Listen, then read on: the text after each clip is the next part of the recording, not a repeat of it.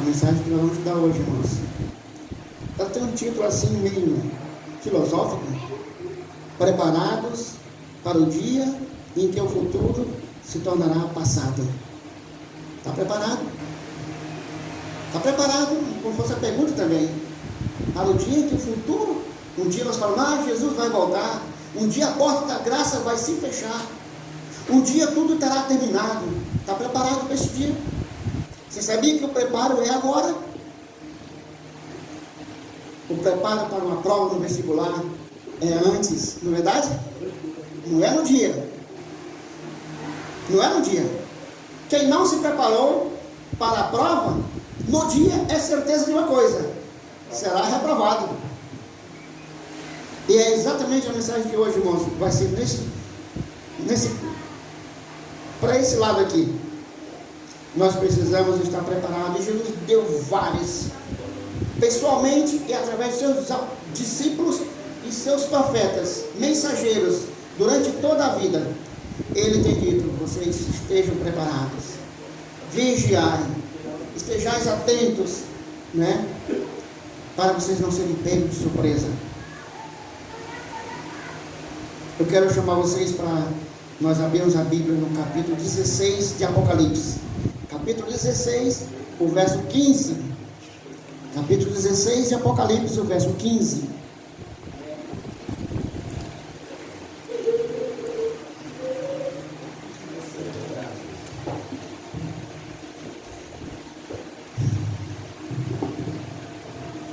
Mas antes de lermos esse texto,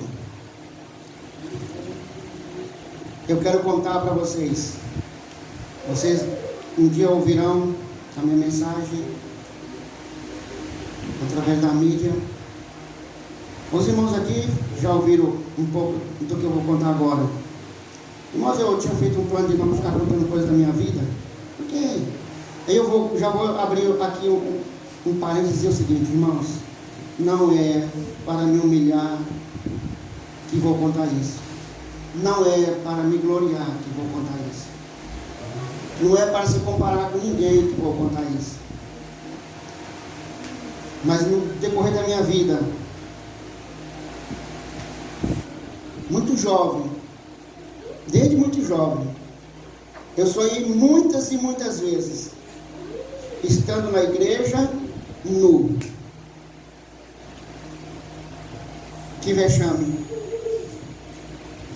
Tenta imaginar, na igreja eu tentar me esconder nu. E depois de muitos anos, já aqui nessa igreja, estou aqui há 12 anos, né? Aqui nessa igreja eu comecei a ter outros sonhos. Às vezes sonho pode ser estômago cheio, né? Mas mesmo que tenha sido estômago cheio, eu tiro isso como se fosse uma lição para mim. Sonhar que está nu na igreja é sonhar que está despreparado. E eu comecei a sonhar aqui nessa igreja, que eu estava na igreja só de cueca. Tinha melhorado um pouquinho, né? Melhorei. E eu vou contar mais ainda. Não faz muito tempo eu sonhei aqui nesta igreja. E não é para gloriar, não é para vocês se gloriar, não, irmãos. Apenas foi um sonho. Eu sonhei que estava de calção na igreja. Amém. Sem camisa. Sem camisa. E eu pedi, eu vou contar aí, vocês vão dizer: então eu estou bem melhor que irmão Zé. Não se compara, irmãos. Não é isso que eu quero dizer. Irmãos, no sonho eu ia dizer: eu me lembro, não lembro para que foi que eu pedi uma camisa, foi para alguma das irmãs que eu pedi. Irmã, tira só, porque ela estava de uma blusa e uma jaqueta por cima, né? Eu disse: irmã, me dá sua blusa para me vestir, porque eu estou sem camisa na igreja, só de calção. Mas parece que tinha melhorado, né? Vamos ler agora o verso? Apocalipse capítulo 16, verso 15. Eis que venho como ladrão.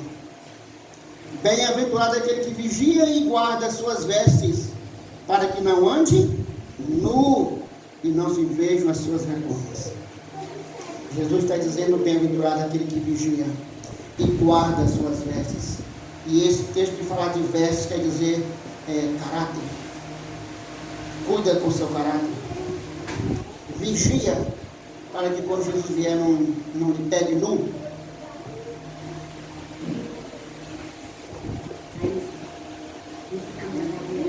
Irmãos, o mau servo, Mateus capítulo 24, verso 48, não vamos ler, diz que o mau servo, ele diz o seguinte: o meu Senhor tarde virá. O meu Senhor tarde virá. E ele passa a espancar as pessoas, tratar mal as pessoas, não cuidar do seu caráter. Porque ele pensa na sua mente que o Senhor tarde virá. Irmãos, o mau servo, ele não diz que Jesus Cristo não virá. Ele não zomba da ideia da segunda vinda. Mas em seu coração e por suas ações e palavras, declara que a vida de Jesus demora. Sua influência leva os homens a uma presunçosa, negligente demora. Mistura-se com o mundo. E isto é uma assimilação terrível. Sabe, irmãos? Li aqui num grande conflito ainda há pouco. Sempre teve na igreja duas classes de pessoas. Uma que estão lutando, tentando se preparar para este dia. E uma classe que está tranquila, dormindo no sono. Não dizendo, eles não falam isso. Mas os seus atos dizem isso. Os seus projetos falam isso. O meu Senhor tarde virá. E não tem nem um ano ou um ano e pouco atrás, eu conversando com uma pessoa adventista, não criticando, mas ela, a pessoa dizendo, fazendo planos para daqui a 40 anos. O meu Senhor tarde virá. Não está dizendo isso, mas está pelos seus planos, pelos seus projetos, pelas suas lutas cotidianas. O meu Senhor tarde virá. Não vai ter tempo para muita coisa. Apocalipse 3, verso 3 diz o seguinte: se não vigiares, virei sobre ti como um ladrão, e não saberás a que horas sobre ti virei. Irmãos, o vigia, lógico que quem trabalhou já para mim, o que é vigiar, irmãos? É ficar a noite inteira atento, é ou não é? Isso é um vigia.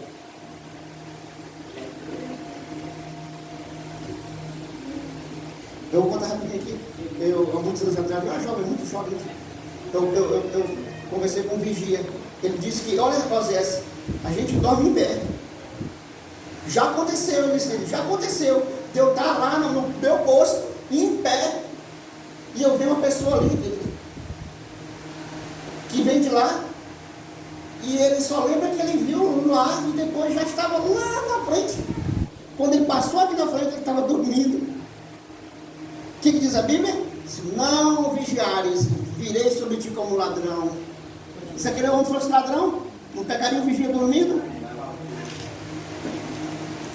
O advento de Cristo surpreenderá os falsos mestres. Eles estão dizendo paz, segurança, paz, como sacerdotes e mestres antes da queda de Jerusalém. Mas que diz a palavra inspirada? 1 Tessalonicenses 5, verso 3. Então lhe sobrevirá o que mesmo? Repentina destruição. Quando as pessoas estiverem dizendo, calma, não se preocupe, Jesus não vem tão cedo. Jesus não vem tão cedo. Tem muita coisa para acontecer. O que virá? Lhe virá repentina destruição. A mensagem de hoje, irmão, é chamando a nossa atenção para que as coisas estarão como hoje, amanhã estará como hoje, e depois como amanhã, até o dia em que a porta da graça se fechar e as pessoas serão pegas de surpresa. Diz mais um texto, Maranata 27: como um laço virá o dia de Deus sobre toda a terra. Como é que vai virar o dia de Deus? Como um laço sobre todos que fazem deste mundo sua pátria. Irmãos, se nós estivermos vivendo este mundo pensando que esse é o nosso lugar de viver, mesmo que nós estivermos pensando, mesmo que nós estejamos falando, mas nós estamos vivendo só para este mundo, só preocupado com roupa, com comodidades, com casa, com coisas deste mundo, Virá o que mesmo? Virá como um laço o dia de Deus. Segundo Pedro, capítulo 3, verso 4, vamos ler? Segundo Pedro 3, verso 4. Uma outra pessoa corre aí, Isaías 56, verso 12. Segundo Pedro 3, o verso 4, já vi bem em cima aqui. Isaías 56, o verso 12. Viviane, eu queria que você lesse esse 52, esse 56, verso 12 aí. Parece que está a tua linguagem. Isaías 56, 12. O que diz Pedro no capítulo 3, verso 4, segundo Pedro, dizendo, muitos vão dizer o que mesmo? Onde está a promessa de sua vinda? Porque desde que os pais dormiram, todas as coisas permanecem como desde o princípio da criação. Isso é essa conversa de volta de Jesus, eu tenho ouvido desde que eu era menino. Não é isso? Será que nós temos esse pensamento? Isaías 56, verso 12, vamos rapidinho aí. Isaías 56, 12.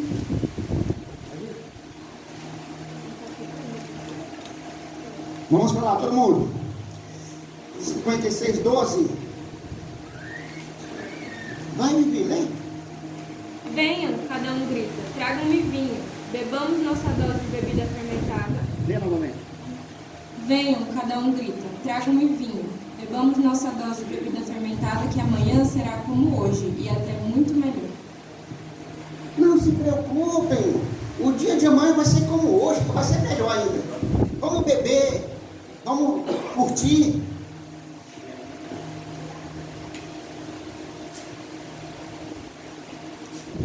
Diz o texto aqui do Espírito Oceano: quando o escarnecedor, o rejeitador da verdade, se tem tornado presunçoso, uma das características do final de tudo, os escarnecedores e os rejeitadores da verdade vão se tornar presunçosos. Eles vão dizer essas palavras: o meu Senhor tarde virá. Esse negócio de volta de Jesus, eu li ontem na internet pesquisando a respeito da mensagem. Eu estava procurando uma coisa, encontrei outra, e sabe o que alguém disse lá?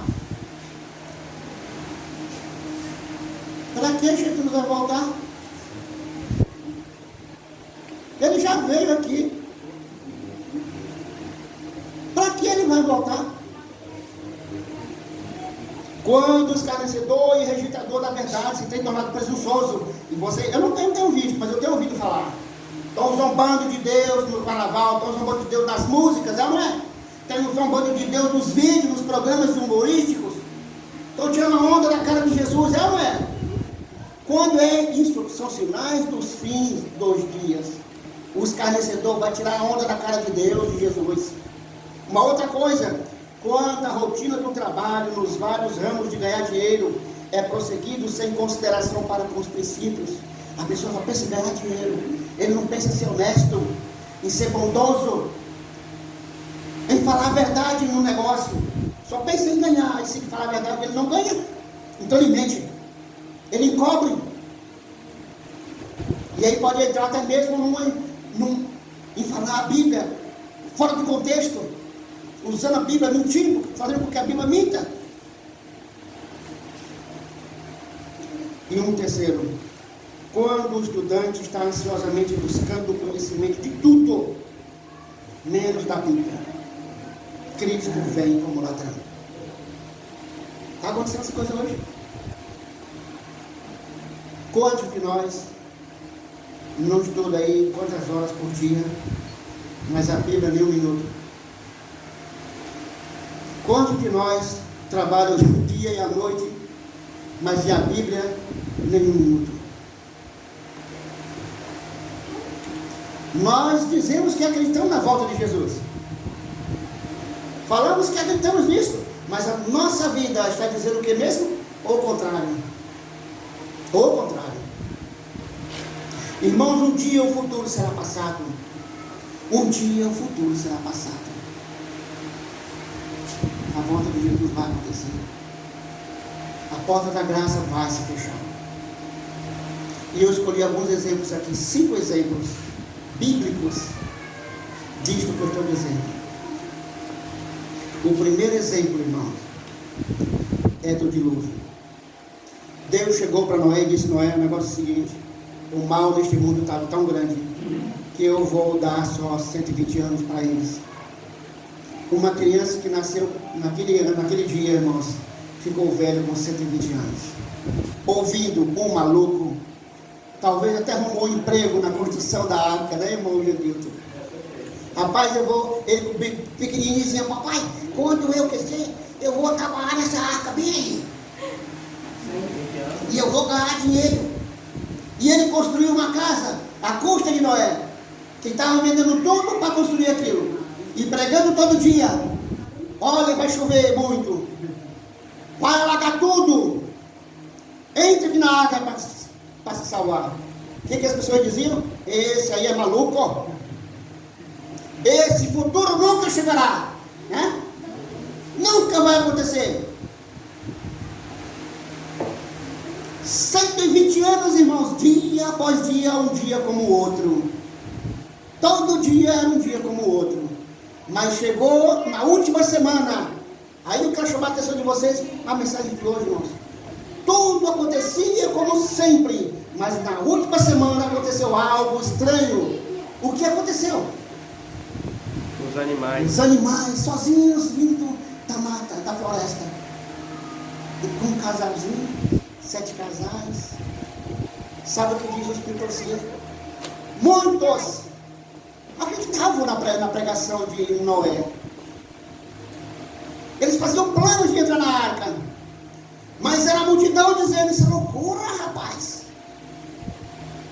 E era loucura mesmo, não é? Nunca tinha chovido, irmãos, nunca tinha chovido. Que negócio de chuva é essa? Eu nem sei o que é chuva. Não, vai cair água do céu, vai alagar tudo. Não, isso não vai acontecer não. Acreditaram e depois desacreditaram. Mas na última semana alguma coisa aconteceu estranha. Os animais, sabe o que foi que disse de profecia? As pessoas, aqueles que acreditavam na palavra de Noé, correram para o sábio e disseram, olha, está acontecendo alguma coisa estranha. Os animais sozinhos estão entrando na arca. Sabe o que eles disseram, os sábios? Não se preocupam, tenham paz. Chuva não vai existir. Chuva não existe. Isso é loucura. Boa, irmãos.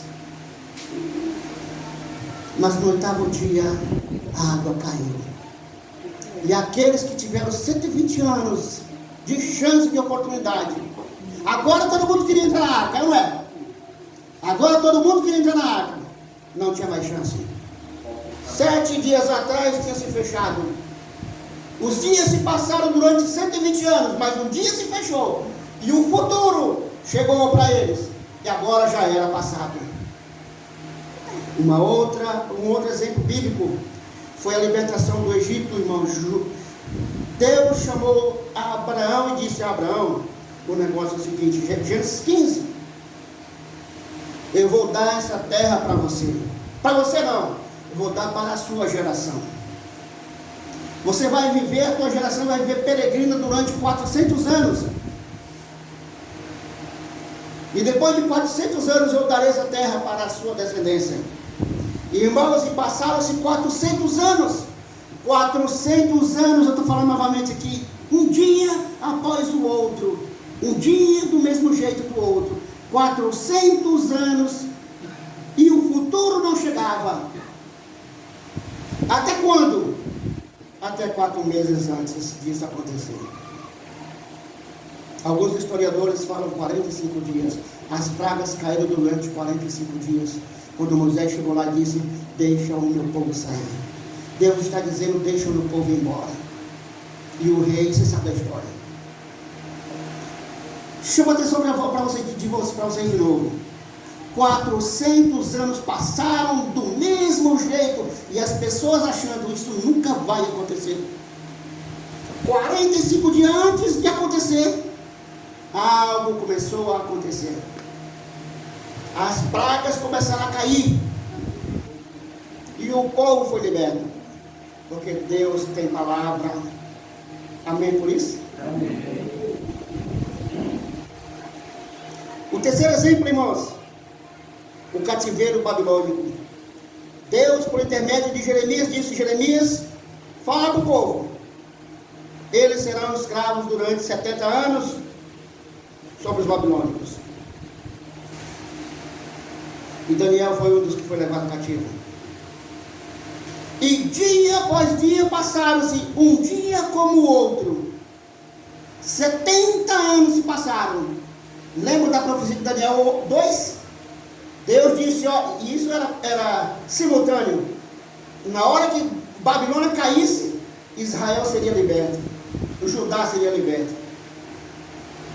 E o rei Babilônia, o rei Nabucodonosor fez uma estátua toda de ouro, dizendo o que mesmo? Ele era a cabeça, mas não foi, né? Mas agora a estátua dele era toda de ouro, dizendo o que mesmo? O meu reino será eterno. Mas Deus disse o que mesmo? Vai cair. E nós podemos dizer, vai cair em quantos anos? Em 70 anos. Quando o seu império cair, falando minhas palavras, tá, irmãos? Quando o seu império cair, o meu povo será liberto. E Jeremias pegou para o povo, vá para lá, vocês vão ficar 70 anos.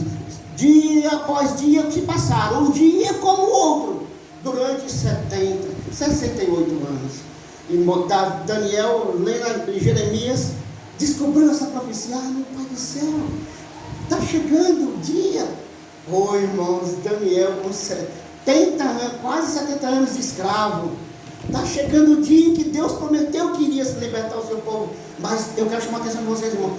Todos os dias foram iguais até aquele dia.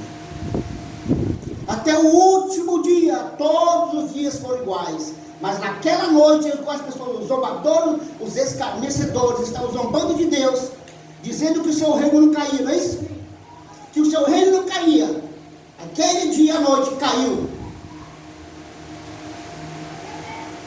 Os homens viveram escarnecendo, duvidando da palavra de Deus. Mas naquele dia caiu o seu governo.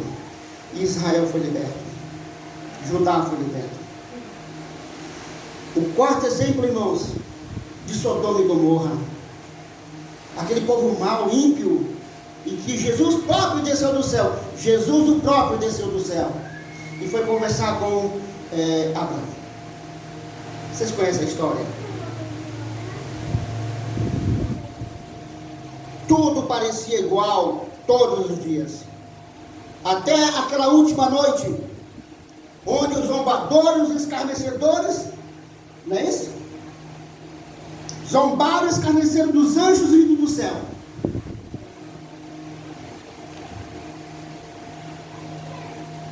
Ninguém sabia que aquela era a última noite deles.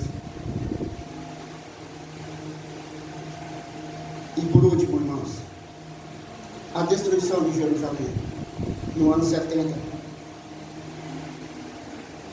Jesus disse que aquela cidade seria destruída. Quando eles vissem, ele disse o seguinte: quando vocês virem a cidade sendo cercada pelos exércitos, fujam da cidade. Quem estiver lá no campo, não venha para a cidade. Quem estiver na cidade, dê um jeito de sair fora.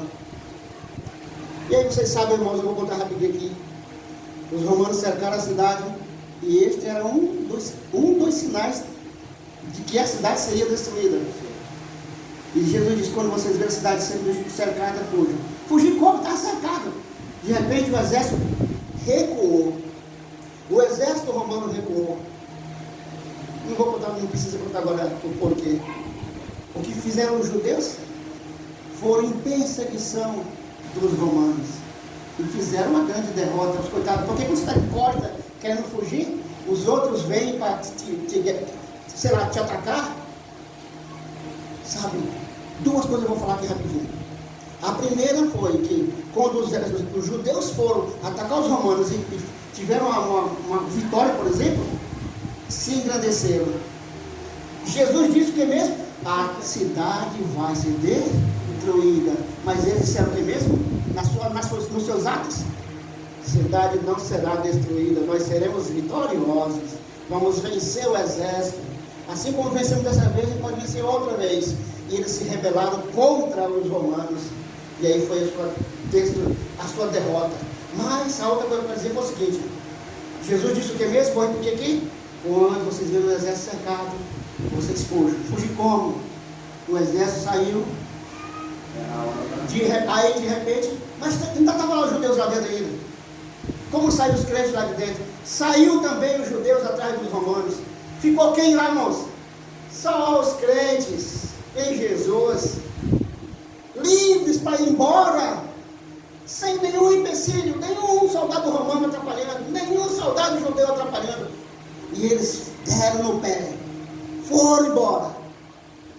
Irmãos, durante 7 anos, diz o Espírito Profecia, e segundo José foram 4 anos. 4 anos ou 7 anos, um homem, antes da destruição de Jerusalém, em Jerusalém pregava, subia uma rua, disse a outra, gritando. Sabe o que ele gritava? Uma voz do Oriente, uma voz do Ocidente, uma voz dos 4 ventos, uma voz contra Jerusalém e a casa santa, uma voz contra os noivos e as noivas, uma voz contra todo esse povo. E as pessoas pegavam ele, tacaram ele na cadeia, davam surra dele, e quando ele saía de lá, ele continuava gritando de novo. Ô irmãos, 7 anos ou 4 anos, todo dia fazendo aquilo. Chance que Deus estava dando para eles não serem destruídos.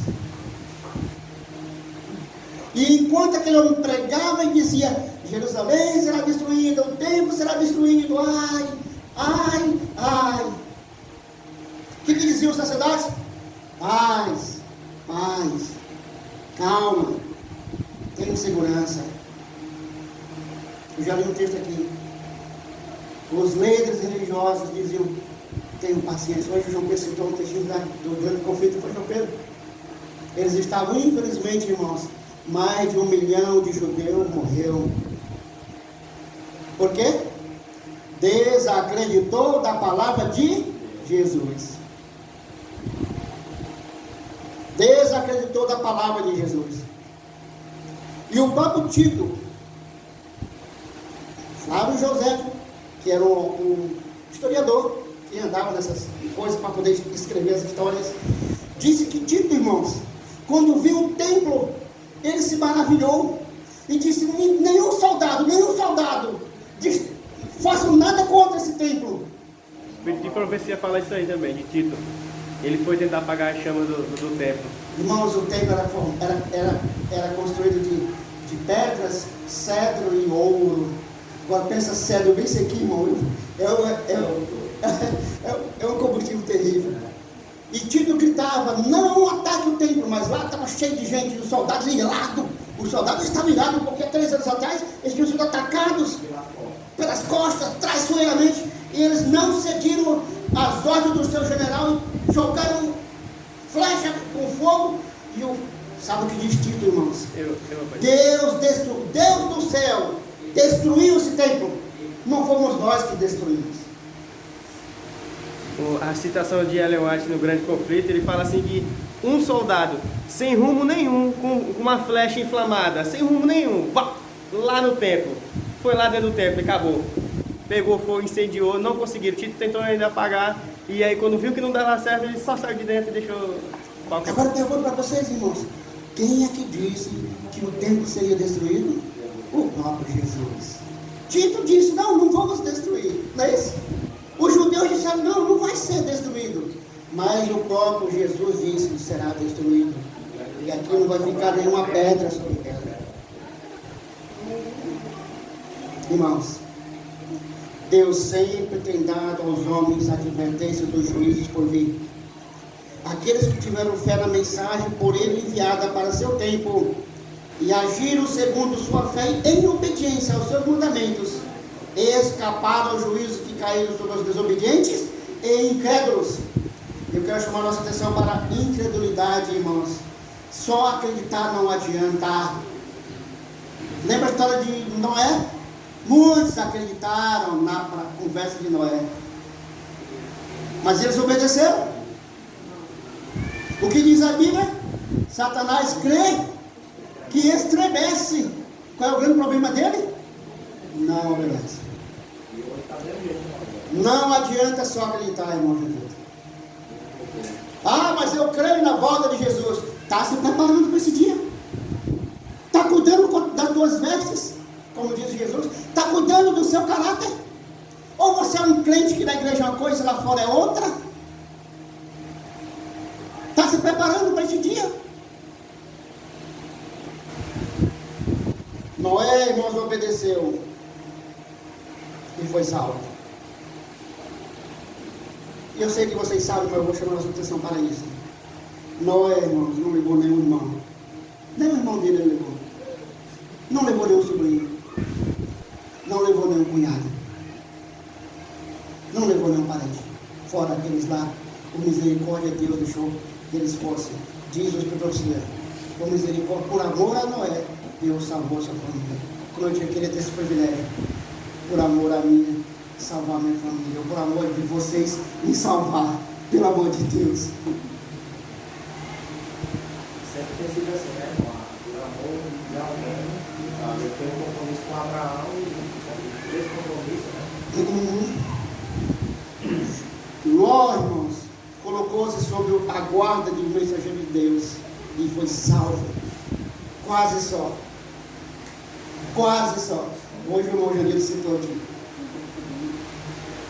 Quando da destruição de Jerusalém, em 70, os que estavam alerta quanto ao sinal da destruição próxima, fugiram da cidade e escaparam da destruição. Por que escaparam da destruição? Obedeceram. Agora estamos, irmãos, dando aviso da segunda vinda de Cristo e da destruição impendente sobre este mundo. Os que ouvirem a advertência serão salvos. Como não sabemos o tempo exato de sua vinda, somos advertidos a vigiar. Lucas 12, 37 e 42. Os que aguardam o Senhor, olha aqui, irmãos, preste atenção. Os que aguardam o Senhor purificam a sua alma pela mesma obediência da verdade. O que é que você sabe, irmãos? Vou fazer pergunta para vocês e a primeira pergunta você está fazendo para mim. O que é que você conhece a respeito da verdade que você não está obedecendo? Em qualquer situação da vida, em compra, em venda, em negócio, qualquer coisa que você fizer, você já está sendo obediente a Deus? Aqueles que acreditaram em Deus e obedeceram, sempre foram salvos das calamidades que vieram sobre quem mesmo? Sobre os incrédulos e desobedientes.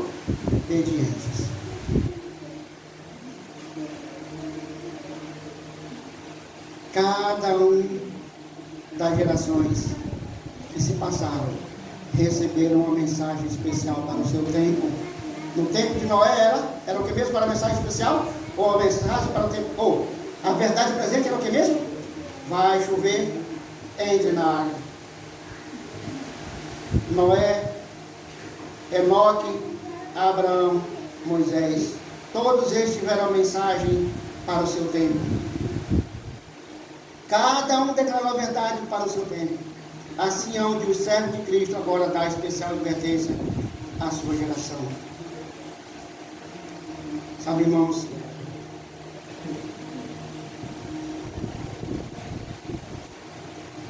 quando eu paro para pensar na incredulidade, nas advertências dadas por Deus àquelas pessoas da antiguidade, e os comparo a mim, sabe que eu chego na conclusão, irmãos? Eu chego na conclusão que eu sou pior do que eles.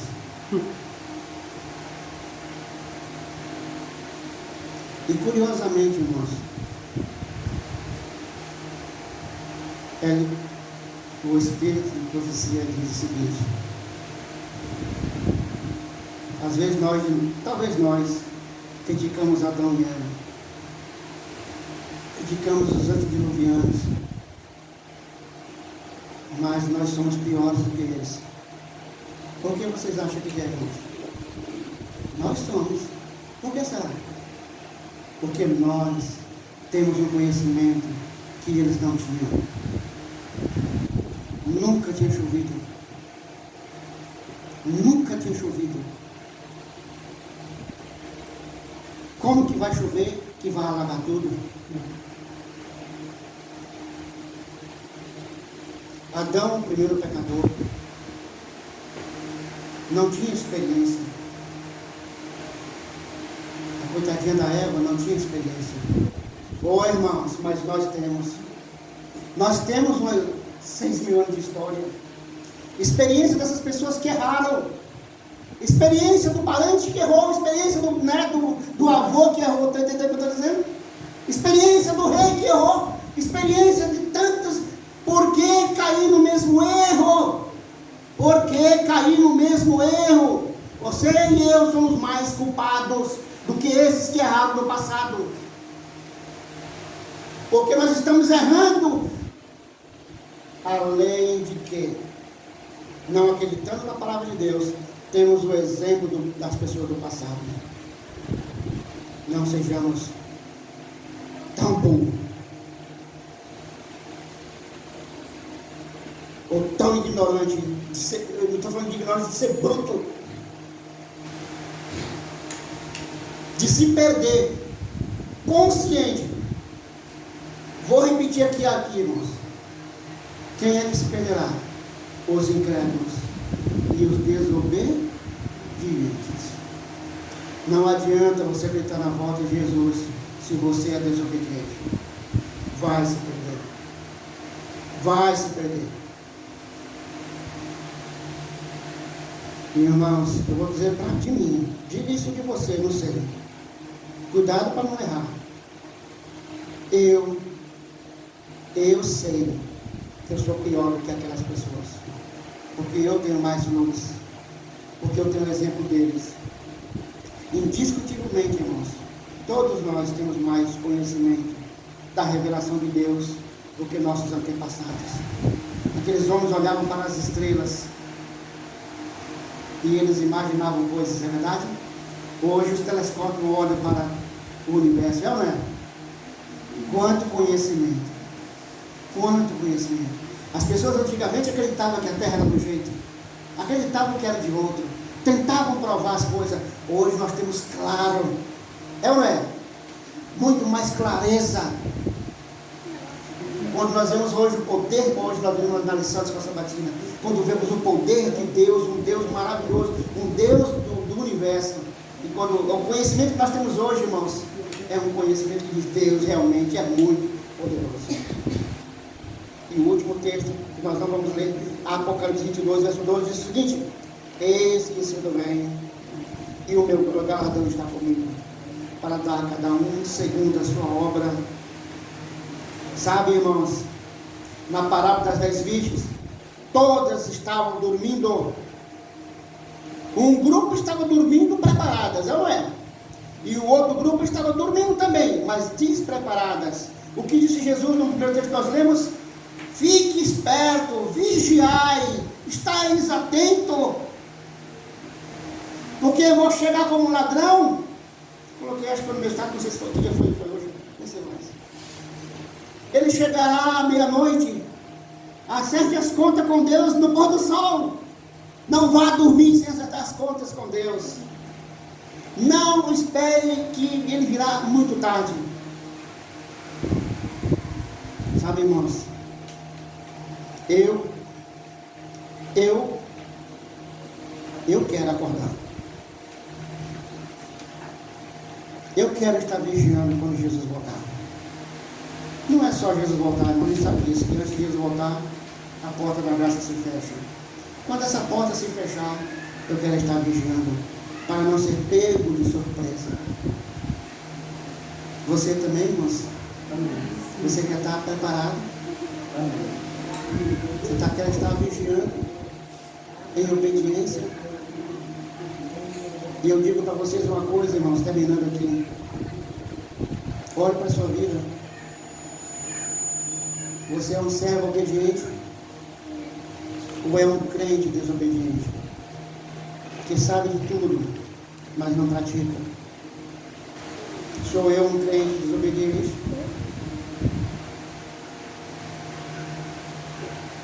Eu vou terminar dizendo a mesma coisa que eu já falei. Eu quero acordar. Eu quero vigiar. E se você tem esse mesmo desejo, irmãos, vamos ficar de pé e vamos orar. Obrigado, Pai, pela oportunidade que o Senhor tem nos dado. A mim tem me dado quase 60 anos. A outros mais de 70, 80. Obrigado, Pai, por tanto tempo de misericórdia. Obrigado, Pai, por essas oportunidades que o Senhor tem nos dado. De nos preparar. Nós temos a certeza, a convicção e o exemplo do passado E a hora de preparar-se para a vinda de Jesus não é quando Ele vier, e sim agora.